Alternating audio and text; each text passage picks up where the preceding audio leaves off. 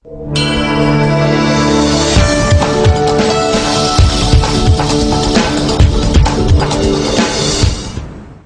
morning, everyone. Here is our weather update for Tuesday, March 17, 2026.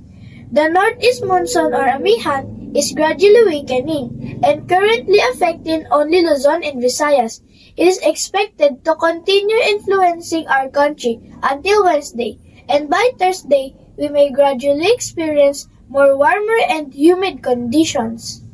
Meanwhile, in Mindanao, due to localized thunderstorms, there is a possibility of short periods of rain, especially in the afternoon and evening.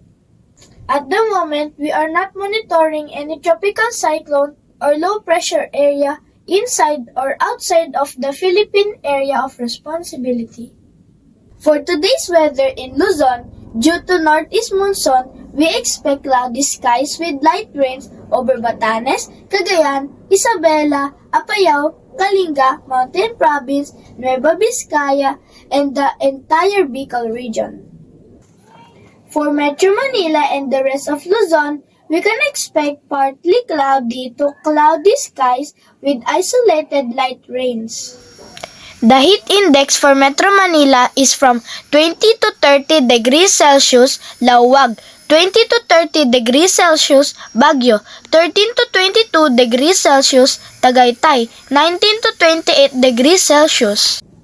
For Palawan and the Visayas, including Dinagat Islands and Surigao del Norte, we expect partly cloudy to cloudy skies with isolated light rains, still due to the Amihan. For the rest of Mindanao, generally fair weather is expected. However, hot and humid conditions may still be experienced from noon until afternoon. The heat index for Iloilo is from 24 to 32 degrees Celsius, Cebu 23 to 24 degrees Celsius, Cagayan de Oro 24 to 32 degrees Celsius, Tacloban 23 to 32 degrees Celsius. We still do not have any gale warnings raised to any coastal waters of the country. However, those who plan to go out to the sea in northern Luzon and the eastern part of the country are advised to remain cautious as moderate to rough sea conditions are possible. For today, the heat index in Metro Manila is expected to range from 31 to 32 degrees Celsius, which is still under the caution category.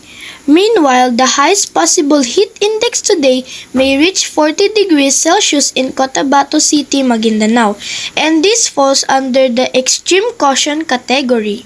Our sunrise is at 6:03 a.m. and our sunset is at 6:06 p.m. And that's the latest weather update here at 5 Achiever. This is Taya Mariper R. Alcera. Good morning.